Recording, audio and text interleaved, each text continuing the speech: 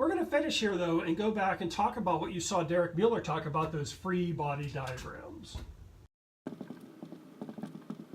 And in those free body diagrams, we represent the forces that are exerted on an object. And a free body diagram simply means we take an object and we show the forces acting on it by using arrows to represent the direction in which they're being applied.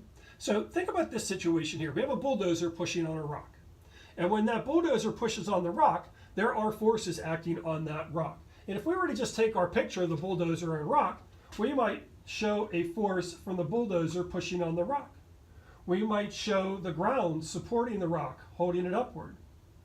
We probably would want to show friction pushing backwards on the rock as we try to push it forward. And then of course the rock itself has weight pulling down.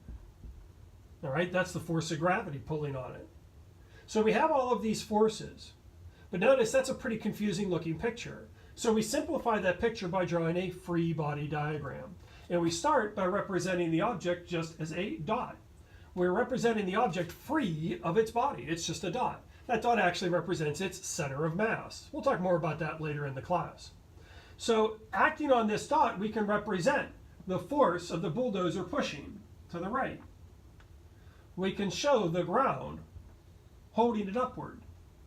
We can show friction pushing backward. We can show gravity pulling it downward. It's a bit simpler picture to look at. And we go back and label these. So let me do that. This is our force that, remember, Derek Mueller called the normal force. This was the force from the bulldozer. I'm going to call that F sub D for, let's just call it F sub dozer. This is gravity.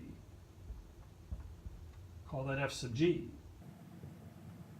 And then here we had friction. For friction, we usually use a lowercase f. A free body diagram. Anytime we're working with forces, we want to draw a free body diagram to represent those forces in a really simple manner, drawing them in their proper directions by using an arrow. So a simple drawing to represent the forces acting on any object. Well, I want to wrap things up here with, as always, our suggested reading. And our suggested reading is through another link on Google Classroom. So go to Classroom and look for the link for drawing free body diagrams. And as always, it's end with, if you have any questions on this, anything that you've seen or heard in this video, make sure you take the opportunity to get those questions answered.